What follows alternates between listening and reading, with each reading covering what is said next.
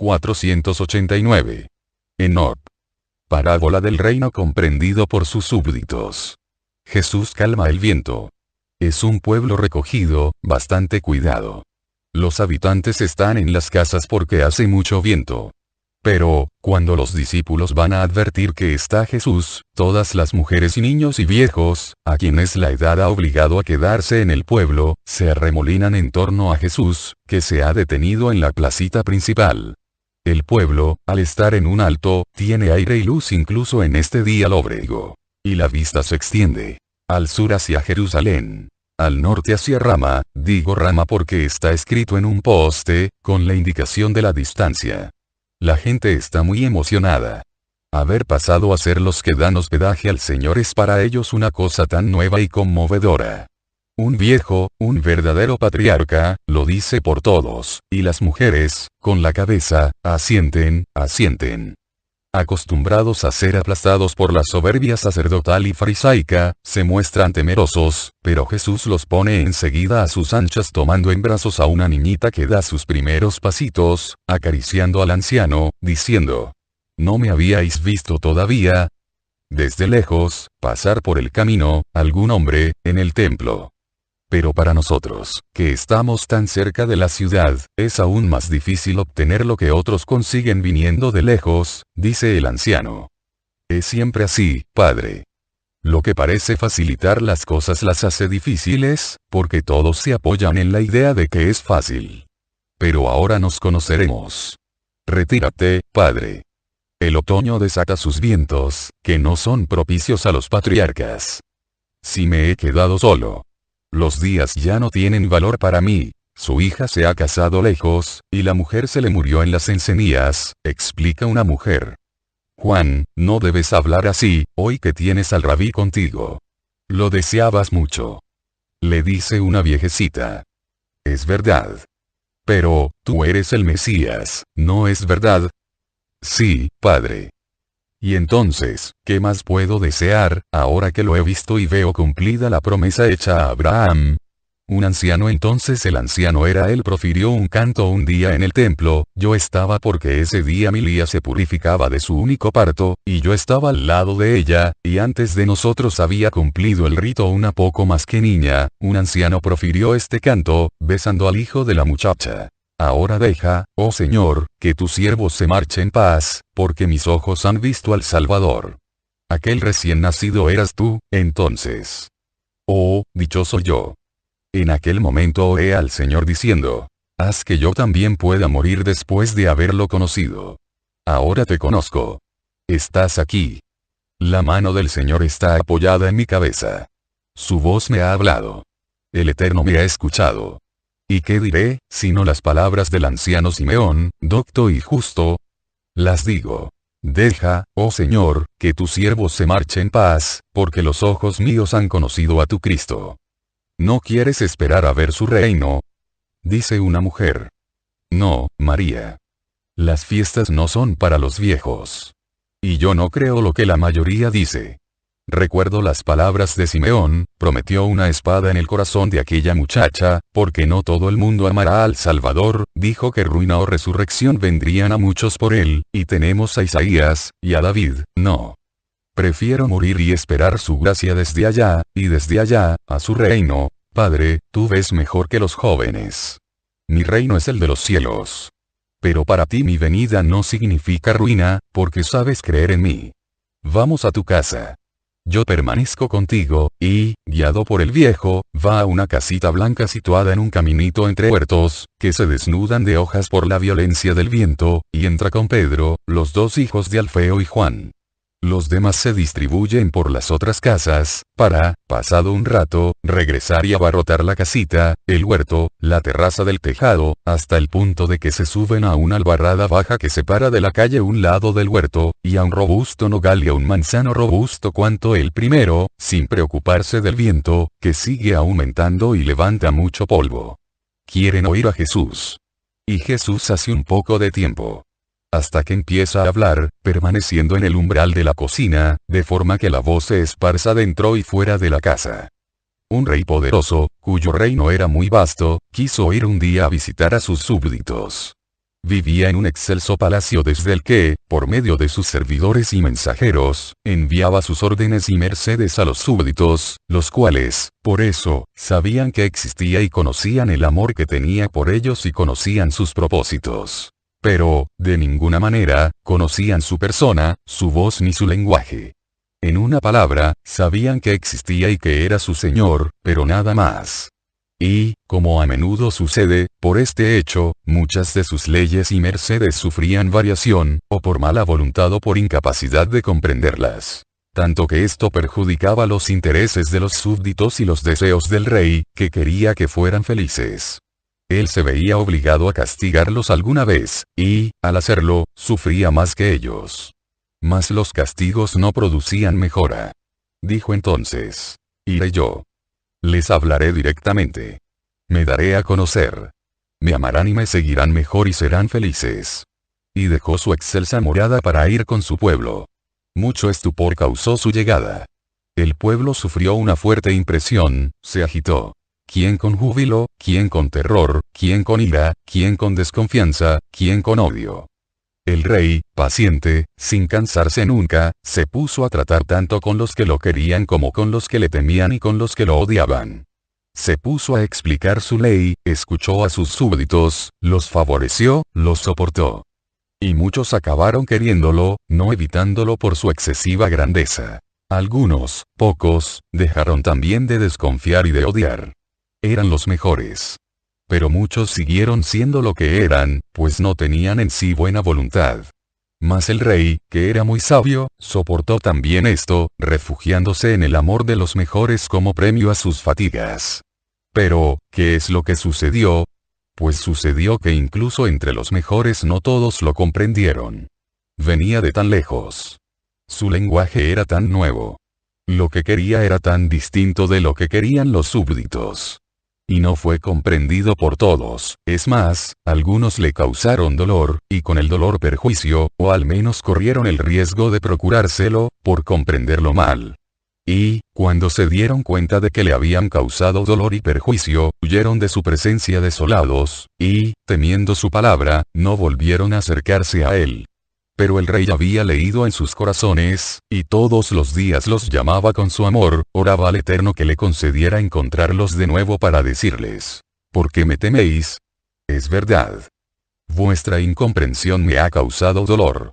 Pero la he visto sin malicia, fruto solamente de una incapacidad para comprender mi lenguaje, tan distinto del vuestro. Lo que me causa dolor es vuestro temor hacia mí. Ello me dice que no solo no me habéis comprendido como rey, sino que tampoco como amigo. ¿Por qué no venís? Volved, pues.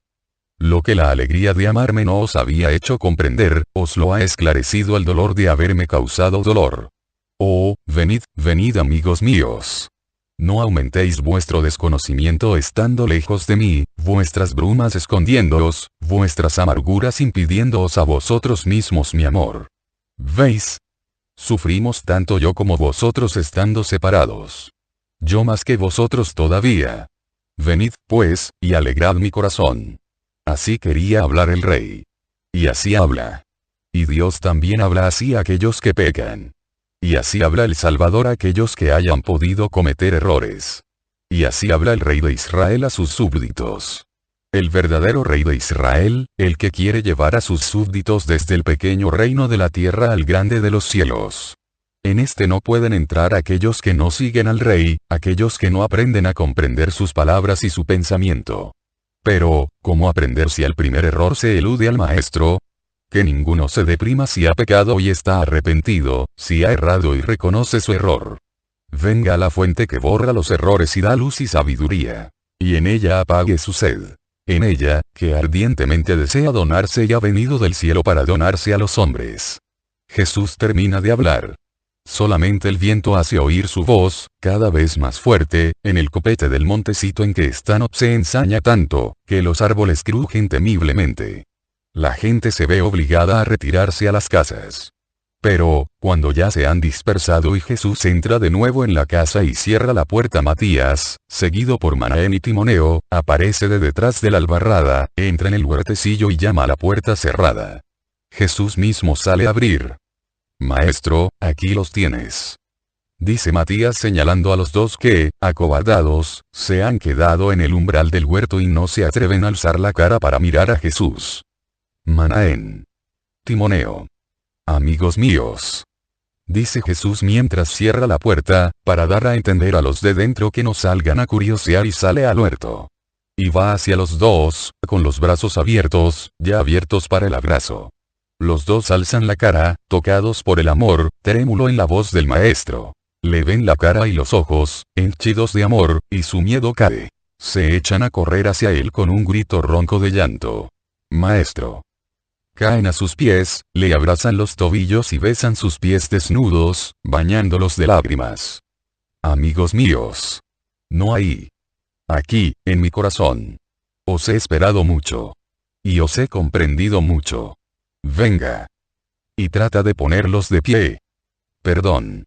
Perdón. No nos lo niegues, maestro. Hemos sufrido mucho. Lo sé. Pero, si hubierais venido antes os hubiera dicho. Os quiero. ¿Nos quieres? Maestro. Como antes. Es Timoneo el primero que habla, alzando un rostro interrogativo. Más que antes, porque ahora estáis curados de todo lo humano en vuestro amor por mí. Es verdad. Oh, maestro mío. Y Manaén, como movido por un resorte, se pone en pie. Ya no resiste, se arroja al pecho de Jesús. Timoneo hace lo mismo. ¿Veis lo bien que se está aquí? ¿No es mejor aquí que en un pobre palacio? Donde se me podrá tener más, y más poderoso, dulce, rico de tesoros sin fin, sino allí donde se me tiene como Salvador, Redentor, Rey espiritual, amigo amoroso. Es verdad. Es verdad. Oh. Nos habían seducido. Y nos parecía que te honrábamos, y que era justa su idea. No penséis ya más en ello. Ha pasado. Pertenece al pasado. Dejad que el tiempo, fluyendo veloz como el torbellino que nos choca, lo lleve lejos, lo disuelva para siempre, pero, vamos a entrar en casa. No es posible seguir aquí, es verdaderamente un torbellino lo que arremete contra el pueblo desde el norte. Ramas que se tronchan, tejas que vuelan, algún antepecho inseguro de las terrazas de los techos que cae con fragor. El nogal y el manzano se tuercen como si quisieran descuajarse del suelo. Entran en casa y los 4 apóstoles miran sorprendidos el rostro aún húmedo de lágrimas de los 2 discípulos, que contrasta con la sonrisa que también muestran. Pero no dicen nada. Alguna catástrofe se está preparando, dice el anciano Juan. Sí. No sé qué van a hacer los que están todavía en las cabañas, dice Pedro. El viento es tan fuerte, que las llamitas de una lámpara de 3 boquillas, encendida para iluminar la habitación cerrada, vacilan, a pesar de que las puertas estén bien cerradas. Con el estrépito del viento, que continuamente aumenta y golpea la casa con tierra y detritos, tanto que parece que cayera un granizo menudo, se mezclan gritos de mujeres, cada vez más cercanos. Son esposas asustadas, madres angustiadas. Nuestros maridos. Nuestros hijos. Están en camino. Tenemos miedo. Se ha derrumbado una pared de la casa abandonada, Señor. Jesús. Piedad. Jesús se pone en pie, apenas puede abrir la puerta que el viento comprime con toda su violencia. Algunas mujeres, curvadas para resistir el viento, una verdadera tromba de aire bajo un cielo terrorífico gimen echando hacia adelante los brazos. Entrad.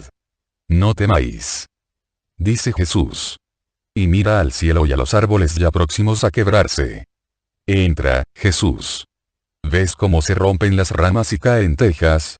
No es prudente estar afuera, grita Judas de Alfeo. Pobres olivos. Esto es granizo. Donde caiga se pueden despedir de recoger, sentencia Pedro. Jesús no entra. Es más, sale del todo, en medio del torbellino, que le retuerce la túnica y le alza los cabellos.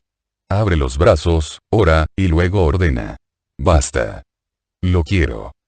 Y vuelve a la casa. El viento, después de un último mugido, cesa de golpe. Es impresionante el silencio que reina, después de tanto fragor. Es tal, que a las puertas o ventanas de las casas se asoman caras asombradas. Quedan las señales del huracán. Hojas, ramas quebradas, telas hechas jirones. Pero todo está calmo. El firmamento responde a la tierra, que ya no está agitada, aligerándose de nubes que de negras pasan a ser claras y se esparcen sin causar daño.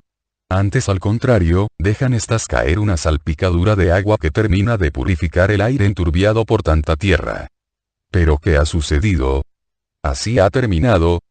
Parecía el fin, y ahora viene la calma. Voces que preguntan, de una casa a otra. Las mujeres que habían corrido hacia Jesús ahora corren hacia afuera. El Señor está con nosotros. Ha hecho el milagro. Ha detenido el viento. Ha roto las nubes. Hosana. Hosana. Alabanza al Hijo de David. Paz. Bendición. Cristo está con nosotros. Con nosotros está el bendito. El santo. El santo. El santo. El Mesías está con nosotros. Aleluya. Todos los habitantes del pueblo se echan a la calle, los reales y los ocasionales, o sea, apóstoles y discípulos, que acuden todos, a la casita donde está Jesús. Todos quieren besarlo, tocarlo, ensalzarlo. Alabad al Señor Altísimo. Él es el amo de los vientos y las aguas. Si ha escuchado a su Hijo, ha sido para premiar vuestra fe y amor para con Él. Y querría despedirlos. Pero ¿quién calma a un pueblo que está de fiesta, agitado por un milagro manifiesto? Especialmente, si es un pueblo lleno de mujeres. Los esfuerzos de Jesús son vanos. Él sonríe, paciente, mientras el anciano que le da hospedaje le lava con sus lágrimas la mano izquierda y se la llena de besos. Llegan los primeros hombres de regreso de Jerusalén, jadeantes, asustados. Temen quién sabe qué catástrofe. Ven al pueblo de fiesta. ¿Qué pasa? ¿Qué ha pasado? ¿Pero no habéis tenido una borrasca? Desde el monte se veía desaparecer a la ciudad tras nubes de polvo. Creíamos que se hubiera venido abajo. Y aquí todo está en pie. El Señor ha venido a tiempo de salvarnos de la destrucción. Solo la casa maldita se ha derrumbado, y alguna teja y alguna rama. ¿Y vosotros? ¿Qué ha sucedido en Jerusalén? Las preguntas y las respuestas se cruzan. Pero los hombres se abren paso para ir a venerar al Salvador. No antes de venerarlo, explican que había miedo en la ciudad por la borrasca inminente, y que todos huían de las cabañas hacia las casas, y los dueños de los olivos lloraban ya su recolección, cuando, de repente, el viento se ha calmado, el cielo se ha aclarado con poca lluvia, de modo que toda la ciudad se ha quedado asombrada. Y, dado que la fantasía trabaja inmediatamente en ciertos casos, los hombres refieren que, mientras la gente huía, muchos que habían estado en el templo los días antes, viendo que el moría era el más embestido por las ráfagas, tanto que el viento había volcado los bancos de los cambistas y había habido daños en la casa del pontífice, decían que era el castigo de Dios por los insultos contra su Mesías. Y más, llegan otros hombres y la narración toma más colorido. Casi que se hace más apocalíptica que la narración del Viernes Santo. 490. En el campo de los Galileos con los primos apóstoles y encuentro con el levita Zacarías. Judas y Santiago, venid conmigo. A los dos hijos de Alfeo no hay que repetírselo. Se levantan inmediatamente y salen con Jesús de una casita de un arrabal situado al sur de Jerusalén, donde los hospedan hoy. ¿A dónde vamos, Jesús? Pregunta Santiago. Al monte de los olivos, a saludar a los Galileos. Caminan un rato hacia Jerusalén. Pasan muy cerca de unas pequeñas colinas donde hay casas, sin duda, solariegas entre el verde. Cortan el camino que va a Betanía y a Jericó, y el que está más al sur, que termina entre Tofet y Siloán. Dan la vuelta, por detrás, a otra colina, que ya es estribación del monte de los olivos. Cortan el otro camino que lleva directamente a Betanía desde el monte de los olivos. Y, por un camino secundario que va entre Olivos, suben al campo de los Galileos, donde las tiendas son mucho menos numerosas, y quedan, como recuerdo del agolpamiento, ramajes arrojados al suelo y ya deslúcidos, restos de hogares rudimentarios, que han dejado hierba chamuscada y cenizas y palos carbonizados, morralla. Lo que siempre queda donde hubo gente acampada. La temporada fría y precozmente lluviosa ha acelerado la partida de los peregrinos. También ahora se están poniendo en camino caravanas de mujeres y niños. Los hombres, especialmente los vigorosos, se han quedado todavía para terminar la fiesta. Los galileos que creen en el Señor han debido ser avisados, quizás por algún discípulo, porque los veo a todos, y procedentes de todos aquellos lugares que más conozco. Nazaret está presente con los 2 discípulos, con Alfeo, aquel a quien Jesús perdonó después de la muerte de su madre, y con algún otro. De todas formas, no veo ni a José ni a Simón de Alfeo. Pero, como contrapartida, no faltan otros, entre los cuales el arquisinagogo, que se muestra visiblemente apurado al saludar con deferencia a Jesús después de haberle puesto tantos obstáculos. Pero se ayuda diciendo que los parientes de Jesús están hospedados en casa de ese amigo que sabes, por razón de los niños, que sufrían con el viento de la noche. Y Cana está presente, con el marido de Susana, su padre y otros. Y Asinaim, con su resucitado y otros. Y Belén de Galilea, con muchos vecinos. Y las ciudades occidentales del lago, con sus moradores, la paz a vosotros. La paz a vosotros. Saluda a Jesús, pasando entre ellos, acariciando a los niños que todavía están ahí, sus pequeños amigos de los lugares galileos. Y escucha a Jairo, que le refiere lo mucho que sintió el no haber estado la última vez. Jesús se informa sobre si la viuda de Afec se ha establecido en Cafarnaúm y si ha aceptado al huérfano de Yeiscala. No sé, maestro. Quizás yo ya me había marchado, dice Jairo.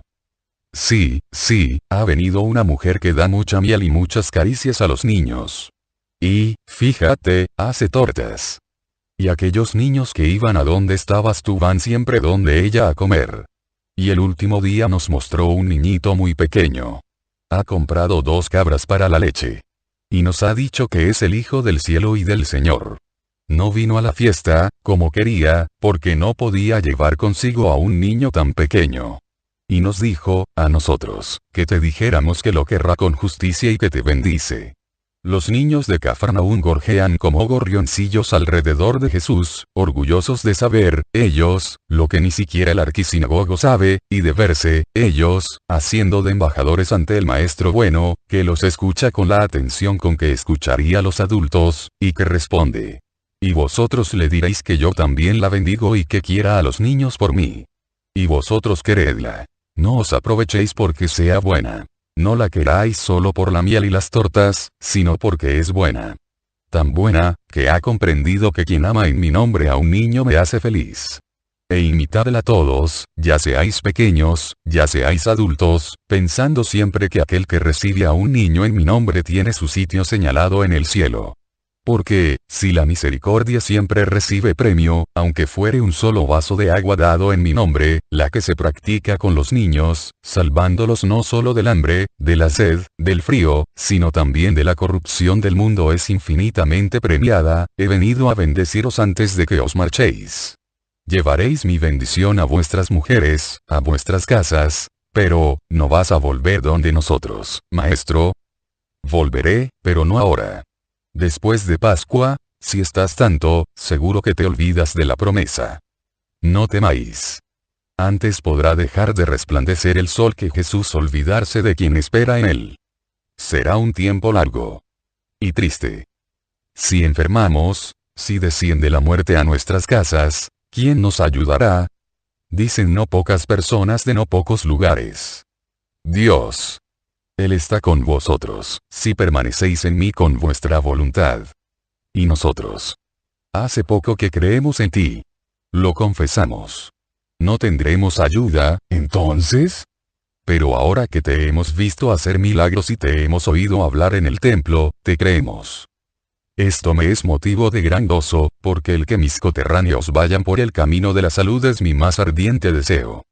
Nos amas así. Pero nosotros durante mucho tiempo te hemos escarnecido. Es pasado. Ya no existe. Sed fieles en el futuro, y en verdad os digo que tanto en la tierra como en el cielo está borrado vuestro pasado. Vas a estar con nosotros.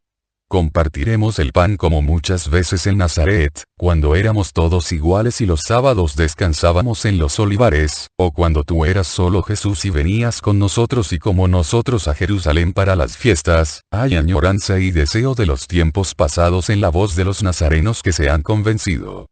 Quería ir donde José y Simón. Pero iré después. Todos sois para mí hermanos en Dios, y para mí tiene más valor el espíritu y la fe que la carne y la sangre, porque estos últimos perecen, mientras que los otros son inmortales. Y, mientras algunos se apresuran a preparar los fuegos para asar las carnes y a limpiar algunos lugares del olivar para hacerlos aptos para las mesas, los más ancianos y altos de grado, de todos los lugares de Galilea, se arriman a Jesús en círculo y le preguntan que cómo esa mañana y el día anterior no estaba en el templo, y que si va a volver al día siguiente, último día de la fiesta. Estaba en otro lugar, mañana seguro que estaré.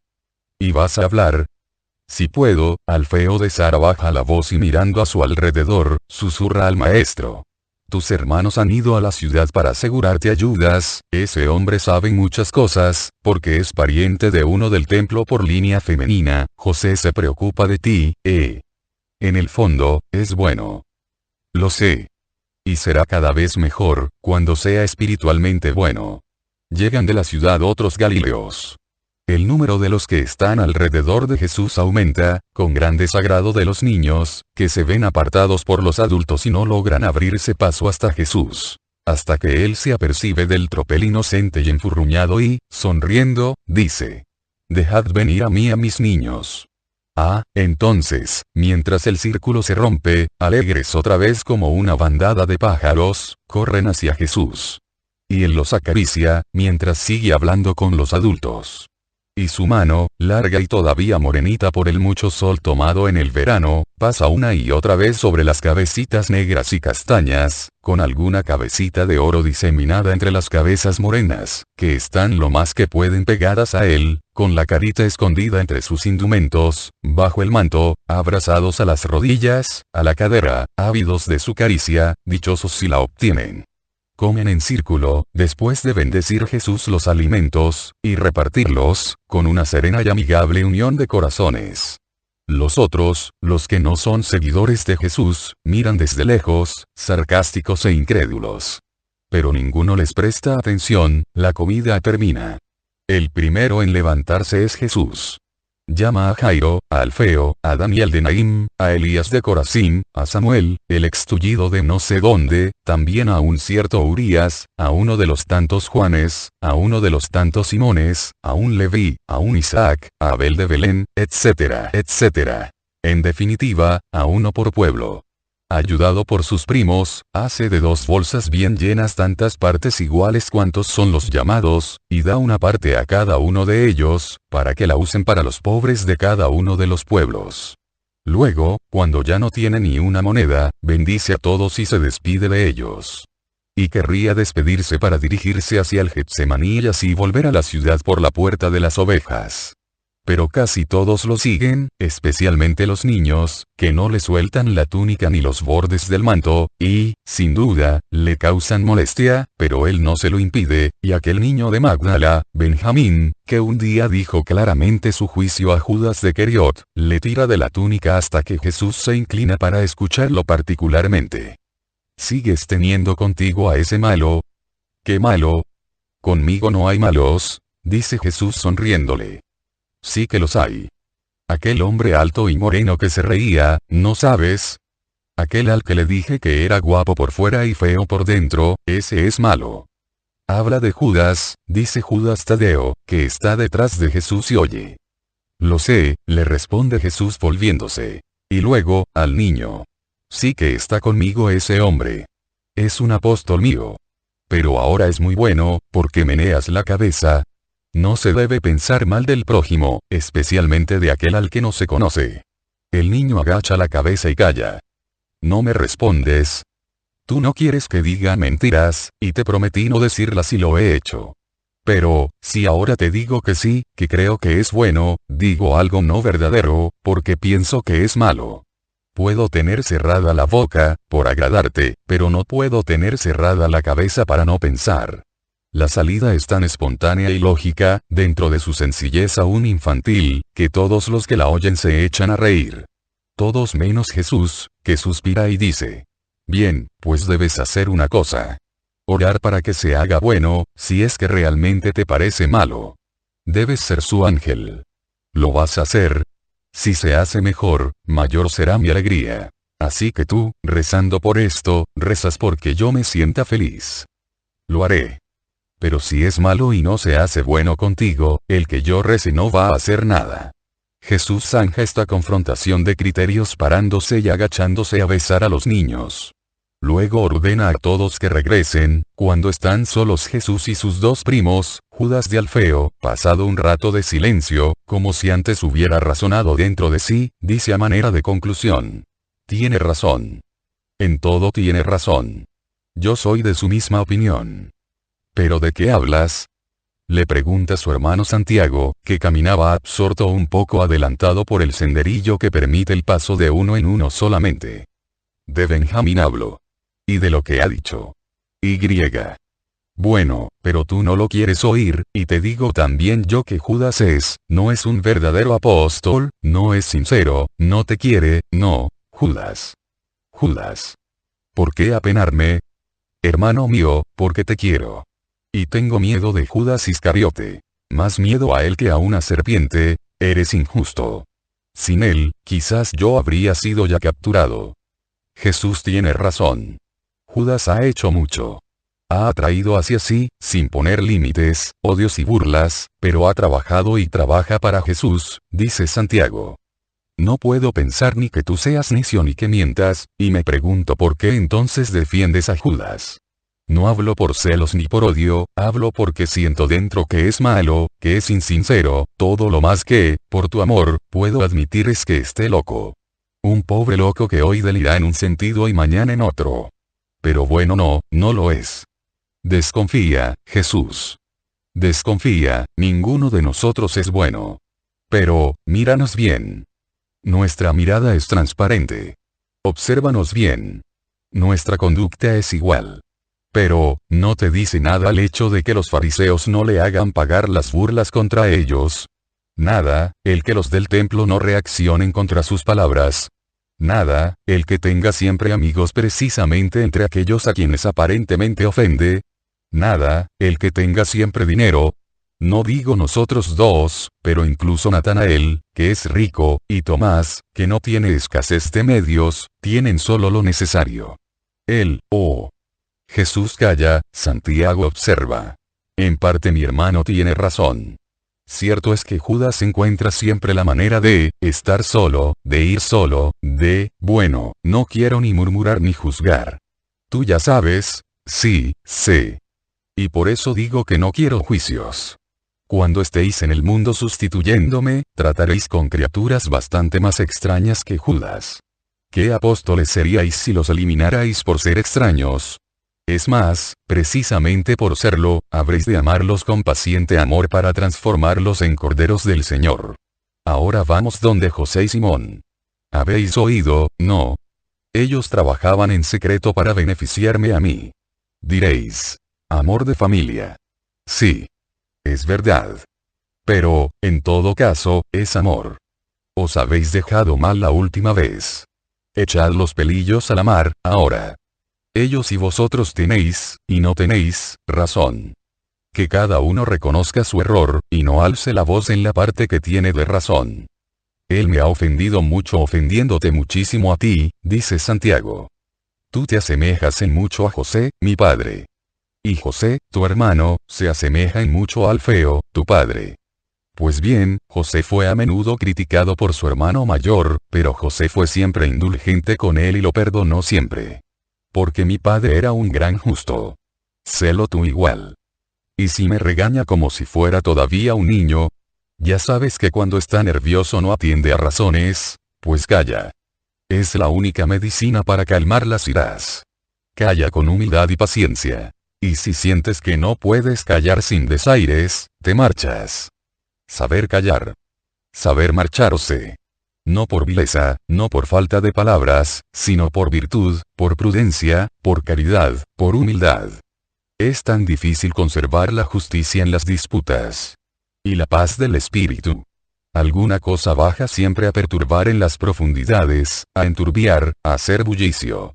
Y la imagen de Dios que se refleja en todo espíritu bueno queda empañada, desaparece, y ya no se pueden oír las palabras de Dios. Paz. Paz entre hermanos. Paz también con los enemigos.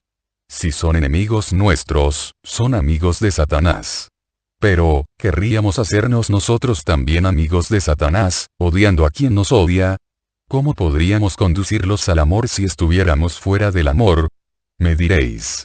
Jesús, lo has dicho ya muchas veces, y lo haces. Pero te siguen odiando siempre. Siempre lo diré. Cuando ya no esté entre vosotros, os lo inspiraré desde el cielo. Y también os digo que no contéis las derrotas, sino las victorias. Alabemos por estas al Señor. No pasa una luna sin la nota de alguna conquista. Esto debe constatar el obrero de Dios, y por ello exultar en el Señor, sin la rabia que tienen los del mundo cuando pierden una de sus pobres victorias. Si lo hacéis así, la paz a ti, maestro. ¿No me conoces? Dice un joven que subía hacia el Getsemaní de regreso de la ciudad. Tú eres el levita que el año pasado estuviste con nosotros junto con el sacerdote. Soy yo. ¿Cómo me has reconocido, tú que ves a todo un mundo alrededor de ti? No olvido los rostros ni los espíritus en sus características. ¿Qué característica tiene mi espíritu? Buena. E insatisfecha. Estás cansado de lo que te rodea. Tu espíritu tiende a cosas mejores. Sientes que existen. Sientes que es la hora de decidirte por un bien eterno. Sientes que tras las brumas hay un sol, la luz. Tú quieres la luz. El joven se arroja al suelo de rodillas. Maestro, tú lo has dicho. Es verdad. Tengo estas cosas en el corazón. Y no sabía decidirme. El viejo sacerdote Jonatán ha creído, y después ha muerto. Era viejo. Yo soy joven. Pero te he oído hablar en el templo, no me rechaces, Señor, porque no todos te odian allí, y yo soy de los que te quieren. Dime qué debo hacer, siendo levita, tu deber hasta el tiempo nuevo. Reflexionar, porque, viniendo a mí, no vas al encuentro de la gloria terrena, sino del dolor. Si perseveras, tendrás gloria en el cielo. Instruirte en mi doctrina. Confirmarte en ella, ¿con qué? El cielo mismo te confirmará con sus signos. Reconfirmarte con la ayuda de mis discípulos y conocer y practicar cada vez más lo que he enseñado. Haz esto y tendrás la vida eterna. Lo haré, Señor. Pero, ¿puedo seguir sirviendo en el templo? Te lo he dicho. Hasta el tiempo nuevo. Bendíceme, Maestro. Será mi nueva consagración. Jesús lo bendice y lo besa. Se separan. ¿Veis? Así es la vida de los obreros del Señor. Hace un año, en ese corazón cayó la semilla. Y no pareció una victoria, porque no vino inmediatamente a nosotros. Pasado un año, como confirmación de mis palabras de poco antes, he aquí que viene. Una victoria. Y no hace, hermoso el día para nosotros. Tienes siempre razón, Jesús mío, pero ten cuidado con Judas. Soy un necio al decírtelo. Lo sé.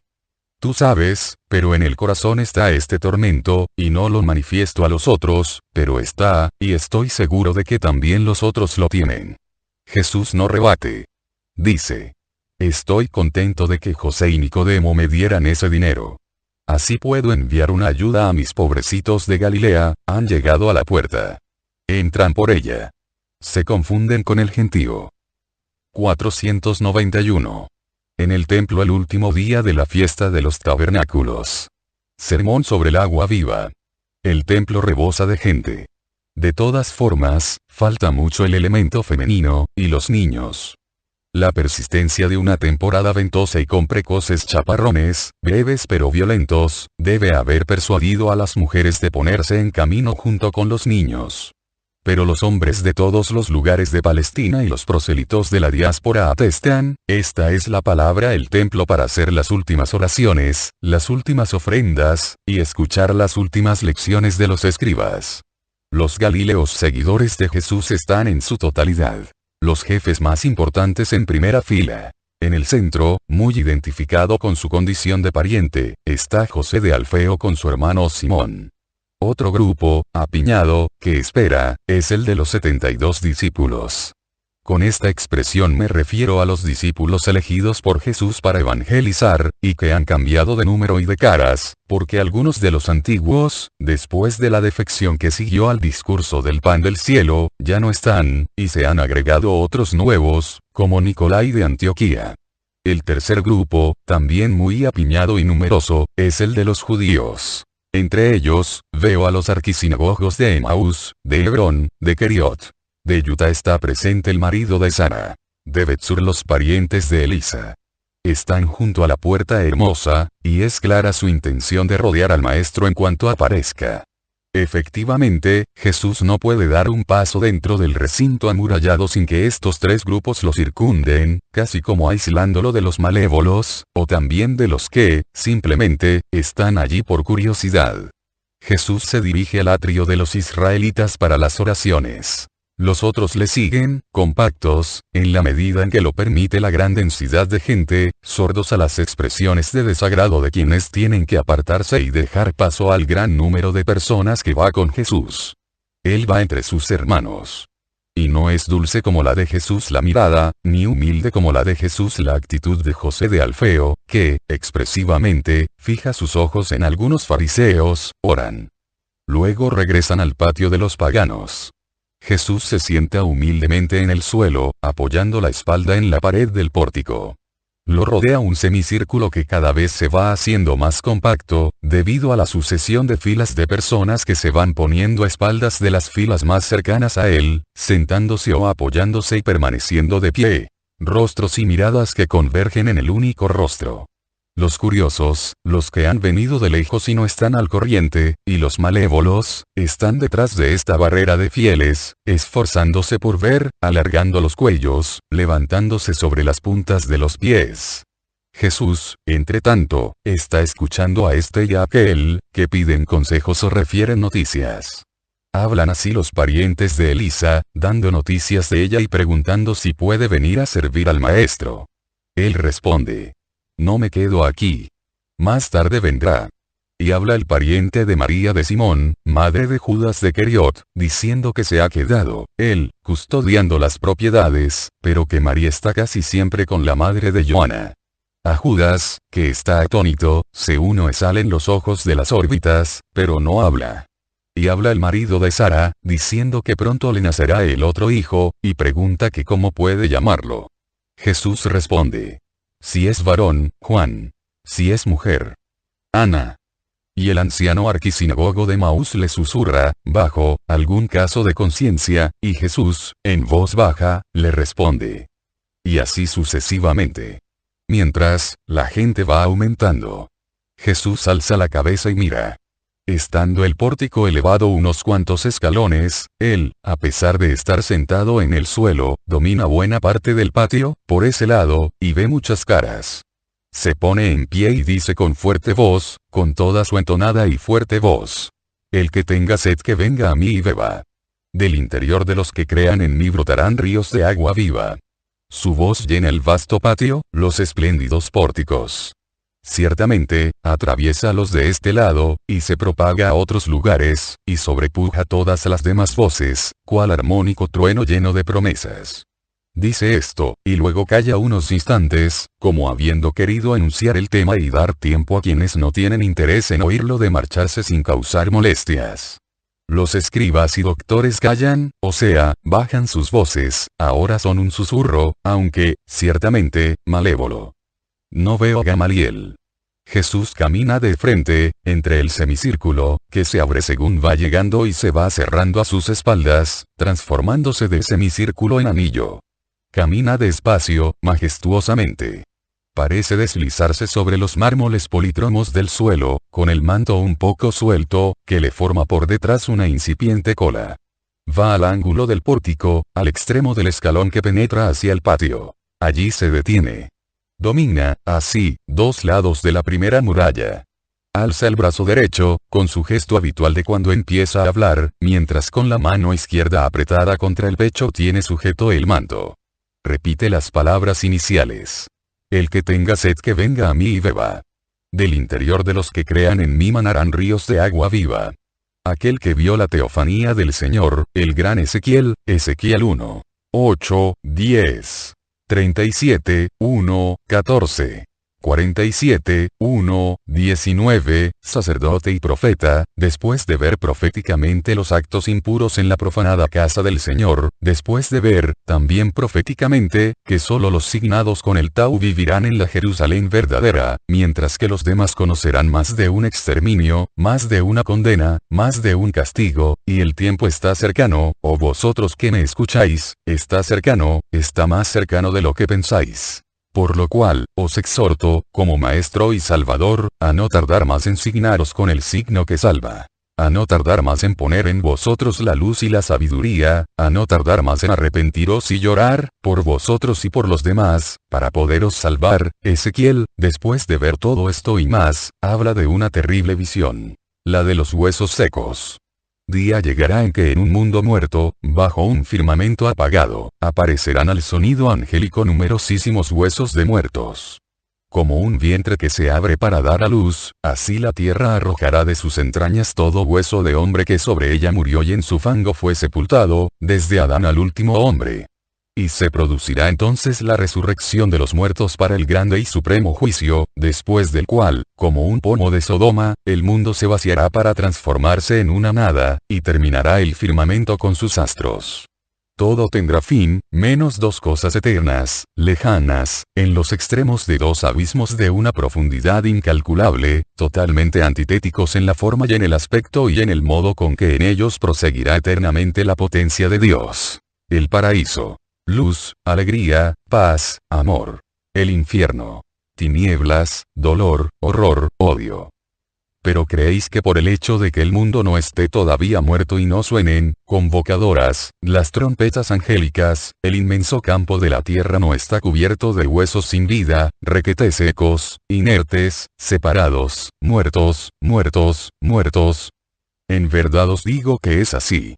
Entre los que viven, porque respiran todavía, innumerables son los que son como cadáveres, como los huesos secos vistos por Ezequiel. ¿Quiénes son? Aquellos que no tienen en sí la vida del Espíritu. Hay en Israel de estos, como en todo el mundo. Y el que entre los gentiles y los idólatras no haya sino muertos que esperan ser vitalizados por la vida es una cosa natural, y causa dolor solo a aquellos que poseen la verdadera sabiduría, porque ella les hace comprender que el Eterno ha creado a las criaturas para él y no para la idolatría, y se aflige viendo a tantas criaturas en la muerte. Pero, si el Altísimo tiene este dolor, y es ya grande, ¿cuál será su dolor por aquellos que, de su pueblo, son huesos que albean, sin vida, sin espíritu? Los elegidos, los predilectos, los protegidos, los nutridos, los instruidos por él directamente o por sus siervos y profetas, ¿por qué tienen que ser, culpablemente, huesos secos, siendo así que para ellos siempre ha descendido un hilo de agua vital del cielo y les ha dado a beber vida y verdad? ¿Por qué, plantados en la tierra del Señor, se han secado? ¿Por qué su espíritu ha muerto, si el Espíritu Eterno puso a su disposición todo un tesoro sapiencial para que de él bebieran y vivieran? ¿Quién? ¿Con qué prodigio podrán volver a la vida, si han dejado las fuentes, los pastos, las luces que Dios les ha dado, y caminan a tientas entre las calígenes, y beben fuentes no puras, y se nutren de alimentos no santos? ¿No volverán, pues, a vivir? Sí. En nombre del Altísimo yo lo juro. Muchos resucitarán. Dios tiene ya preparado el milagro. Es más, el milagro ya está activo, ya ha actuado en algunos, y algunos huesos secos se han revestido de vida, porque el Altísimo, al cual nada le está prohibido, ha mantenido la promesa y la mantiene, y cada vez la completa más. Él, desde lo alto de los cielos, grita a estos huesos que están esperando la vida. Ved que yo infundiré en vosotros el espíritu y viviréis. Y ha tomado su espíritu, asimismo se ha tomado, y ha formado una carne para revestir su palabra, y la ha enviado a estos muertos para que, hablándoles, se infundiera de nuevo en ellos la vida. ¿Cuántas veces, en el transcurso de los siglos, Israel ha gritado? Están secos nuestros huesos, nuestra esperanza ha muerto, estamos separados. Pero, toda promesa es sagrada, toda profecía es verdadera. Y ha llegado el tiempo en que el enviado de Dios abre las tumbas para sacar de ellas a los muertos y vivificarlos para conducirlos consigo a la verdadera Israel, al reino del Señor, al reino del Padre mío y vuestro. Yo soy la resurrección y la vida. Yo soy la luz que ha venido a iluminar a quien yacía en las tinieblas. Soy la fuente de la que, impetuosa, brota vida eterna. El que venga a mí no conocerá la muerte. El que tenga sed de vida venga y beba. Quien quiera poseer la vida, o sea, a Dios, crea en mí, y de su interior brotarán no gotas, sino ríos de agua viva. Porque el que crea en mí formará conmigo el nuevo templo del que emanan las aguas saludables de que habla Ezequiel. Venid a mí, pueblos. Venid a mí, criaturas. Venid a formar un único templo. Pues que no rechazo a ninguno, sino que, por amor, os quiero conmigo, en mi trabajo, en mis méritos, en mi gloria. Y vi aguas que brotaban de debajo de la puerta de la casa, a oriente, y las aguas bajaban al lado derecho, al sur del altar. Ezequiel capitán 47. Aquel templo son los que creen en el Mesías del Señor, en el Cristo, en la nueva ley, en la doctrina del tiempo de salud y de paz. Así como de piedras están formados los muros de este templo, de espíritus vivos estarán formados los místicos muros del templo, que no morirá por los siglos de los siglos y que desde la tierra ascenderá hasta el cielo, como su fundador, después de la lucha y la prueba. Aquel altar del que brotan las aguas, aquel altar situado a levante soy yo. Y mis aguas brotan de la derecha porque la derecha es el lugar de los elegidos para el reino de Dios. Brotan de mí para verterse sobre mis elegidos y hacerlos ricos en aguas vitales, portadores de ellas, distribuidores de ellas hacia el septentrión, hacia el mediodía, hacia oriente, hacia occidente, para dar vida a los pueblos de la tierra que esperan la hora de la luz, la hora que llegará, que sin falta llegará a todos los lugares antes de que la tierra deje de existir.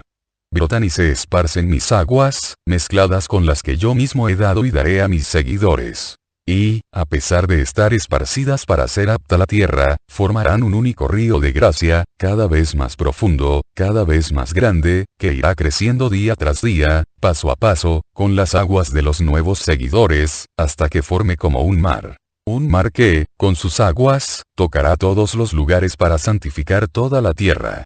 Dios quiere esto. Dios hace esto. Un diluvio lavó el mundo dando muerte a los pecadores. Un nuevo diluvio, de otro líquido, que no será lluvia, lavará el mundo y dará vida.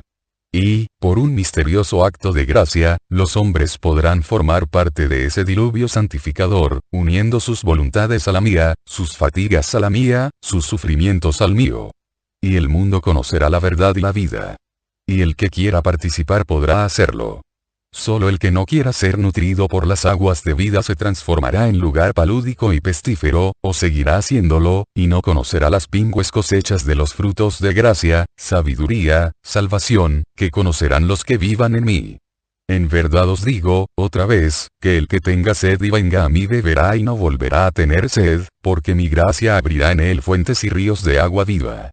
Y quien no crea en mí perecerá, como salina donde la vida no puede subsistir. En verdad os digo que después de mí no se interrumpirá la fuente, porque yo no moriré, sino viviré, y, cuando me haya ido y no muerto, para abrir las puertas de los cielos, otro, que es igual que yo, vendrá y completará mi obra haciéndoos comprender las cosas que yo os he dicho, y encendiéndoos para haceros luces, ya que habéis acogido la luz. Jesús calla. La muchedumbre, que ha estado en silencio bajo el imperio del discurso, ahora musita y hace distintos comentarios. ¿Quién dice? ¿Qué palabras? Es un verdadero profeta. ¿Quién? Es el Cristo. Os lo digo. Ni siquiera Juan hablaba así. Y ningún profeta tiene su fuerza. Y además nos hace comprender a los profetas. Incluso a Ezequiel, que es tan oscuro en sus símbolos. ¿Habéis oído? No. Las aguas. El altar. Está claro. ¿Y los huesos secos? ¿Has visto cómo se han turbado escribas, fariseos y sacerdotes? Han comprendido la alusión. Sí. Y han mandado a la guardia. Pero ellos, se han olvidado de prenderlo y se han quedado como niños que ven a los ángeles. Miradlos allí. Están como apapanatados. ¡Mira! ¡Mira! Un magistrado los llama y los reprende. Vamos a oír. Mientras tanto, Jesús está curando a unos enfermos que le están siendo acercados y no se ocupa de nada más, hasta que, abriéndose paso entre la gente, un grupo de sacerdotes y fariseos, capitaneados por un hombre de unos 30 o 35 años, veo que todos lo evitan, con un temor que es casi terror llega hasta él. ¿Todavía estás aquí? Vete. En nombre del sumo sacerdote. Jesús se alza, estaba agachado hacia un paralítico y lo mira con calma y mansedumbre. Luego vuelve a agacharse para imponer las manos al enfermo. Vete. ¿Has entendido? Seductor de muchedumbres. O haremos que te prendan. Ve y alaba al Señor con una vida santa, dice Jesús al enfermo, que se alza curado. Y esta es su única respuesta. Los que amenazan, por su parte, echan espuma venenosa, y la muchedumbre los intima, con sus voces de hosana, que no causen daño a Jesús. Pero, si Jesús se muestra manso, no así se muestra José de Alfeo, el cual, irguiéndose engallado, echando hacia atrás la cabeza para parecer más alto, grita. Eleazar, tú que con los que te asemejan querrías abatir el cetro del Hijo escogido de Dios y de David, has de saber que estás cortando todas las plantas, la tuya la primera, esa de que tanto te jactas. Porque tu maldad hace pender sobre tu cabeza la espada del Señor. Y diría más cosas. Pero Jesús le pone la mano en el hombro y dice. Paz, paz, hermano mío. Y José, lívido de indignación, calla. Se encaminan hacia la salida. Ya fuera de la muralla, refieren a Jesús que los jefes de los sacerdotes y los fariseos han reprendido a la guardia por no haberlo arrestado, y que ellos se habían justificado diciendo que nunca nadie había hablado como él. Respuesta que había enfurecido a los príncipes de los sacerdotes y a los fariseos, entre los cuales había muchos del Sanedrín. Tanto que, para probar a los soldados que solo los necios podían ser seducidos por un loco, querían ir a arrestarlo, como blasfemo.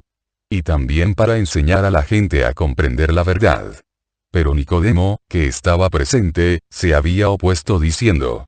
No podéis actuar contra él. Nuestra ley prohíbe condenar a un hombre antes de haberlo escuchado y haber visto lo que hace. Y nosotros de su boca hemos oído, y de él hemos visto, cosas no condenables. Ante estas palabras la ira de los enemigos de Jesús se había volcado contra Nicodemo, con amenazas e insultos y burlas, como contra un necio y un pecador. Y Eleazar ben Anás se había puesto en movimiento, personalmente, con los más enfurecidos, para ir a echar a Jesús, pues a más no se atrevía por la muchedumbre. José de Alfeo está furioso. Jesús lo mira y dice. ¿Lo ves, hermano? No dice nada más, pero hay mucho en esas palabras. Contienen la advertencia de que él, ya hable, ya calle, tiene razón, contienen el recuerdo de sus palabras, contienen el índice de lo que son las castas más importantes de Judea, de lo que es el templo, etc. José agacha la cabeza y dice. Tienes razón, guarda silencio, pensativo. Luego, al improviso, echa sus brazos en torno a la espalda de Jesús y llora sobre el pecho de él, mientras dice. Pobre hermano mío. Pobre María. Pobre madre. Creo que José intuye claramente, en este momento, la suerte de Jesús. No llores. Haz tú también, como yo hago, la voluntad de nuestro Padre, lo conforta Jesús, y lo besa para consolarlo. Cuando José está un poco calmado, se ponen en marcha en dirección a la casa en que se hospeda, y allí se saludan besándose. Y José, muy emocionado, mucho, dice como últimas palabras. Ve en paz, Jesús. Respecto a todo lo que te dije cerca de Nazaret te lo repito, y con más fuerza todavía. Ve en paz. Ten solo las preocupaciones de tu trabajo. De lo demás me ocuparé yo.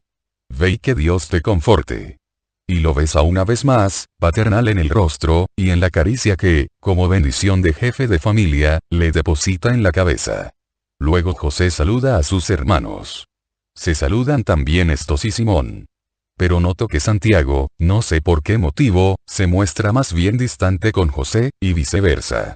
Sin embargo, con Simón, hay más afectuosidad. Lo último que José dice a Santiago es. Entonces tengo que pensar que te he perdido. No, hermano. Debes pensar que tú sabes dónde estoy y que, por tanto, de ti depende el encontrarme. Sin rencor.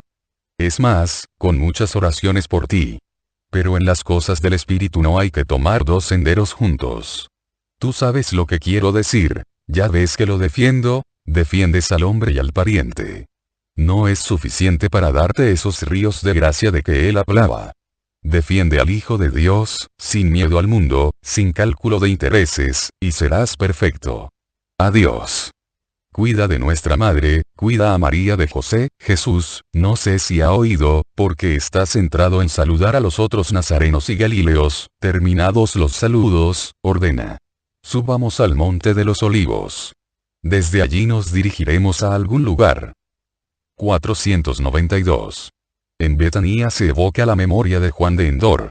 Una casa de Betanía cada vez más triste, pero siempre acogedora. La presencia de amigos y discípulos no le quita a la casa la tristeza. Están José, Nicodemo, Manaén, Elisa y Anastática.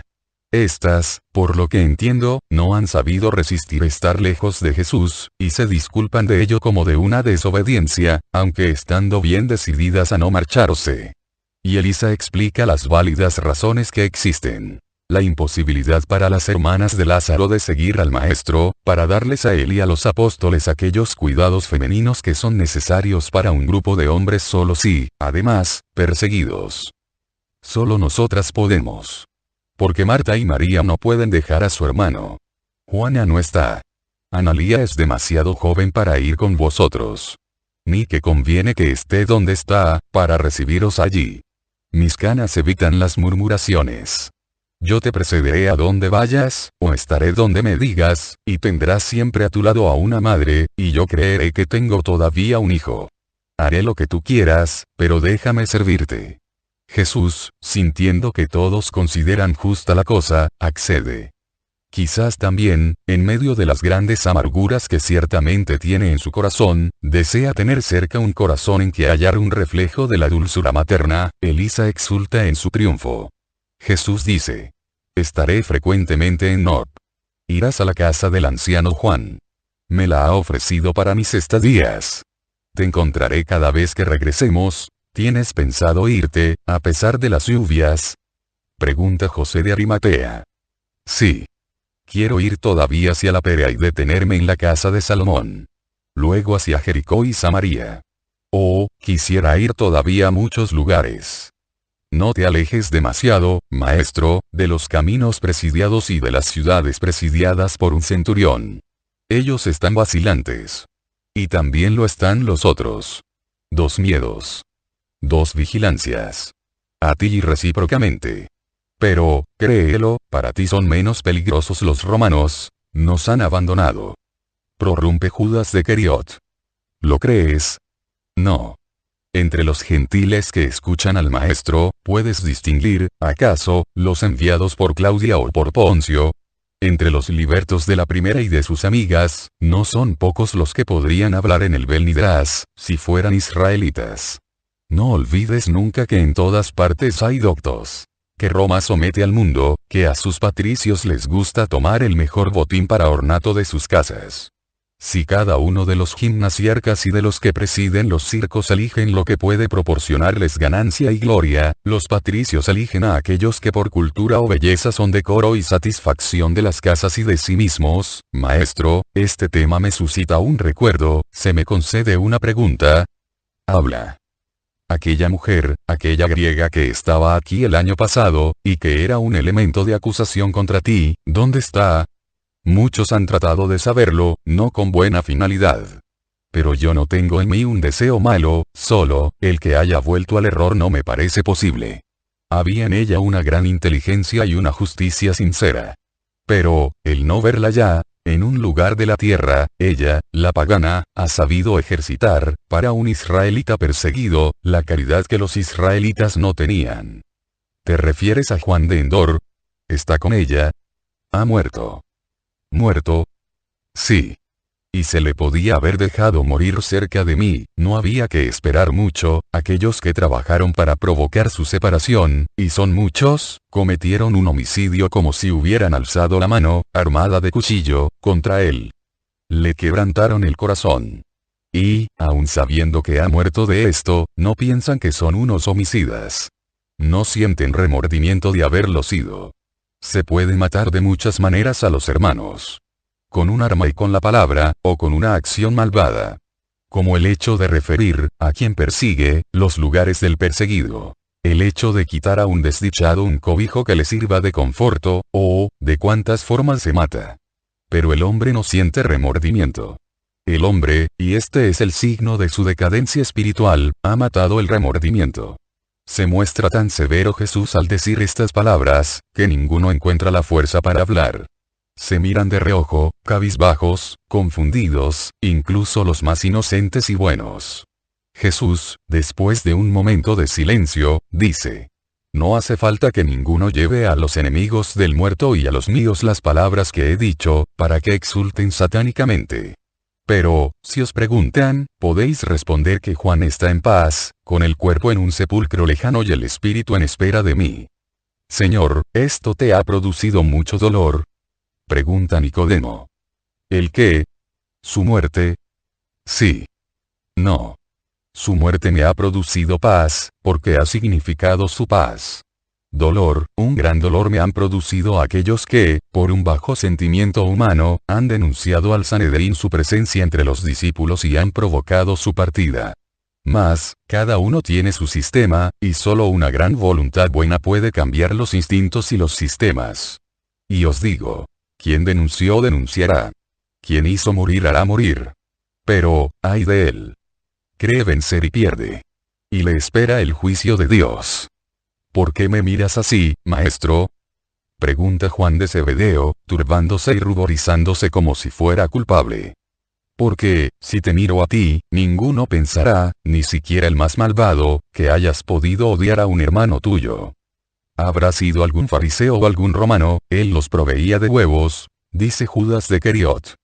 Un demonio ha sido. Pero le ha hecho un bien queriéndolo perjudicar. Ha acelerado su completa purificación y su paz. ¿Cómo lo supiste? ¿Quién te trajo la noticia? Pregunta José. ¿Acaso el maestro necesita tener a alguien que le traiga las noticias? ¿No ve, acaso, las acciones de los hombres? ¿No fue a llamar a Juana para que viniera donde él y se curase? ¿Que es imposible para Dios? Dice, vehemente, María de Magdala. Es verdad, mujer. Pero pocos poseen tu fe, y por este motivo he hecho una pregunta necia. Bien. Pero, ahora, maestro, ven. Lázaro se ha despertado y te espera, y se lo lleva, cortante y decidida, atajando cualquier otro posible tema de conversación y cualquier otra posible pregunta.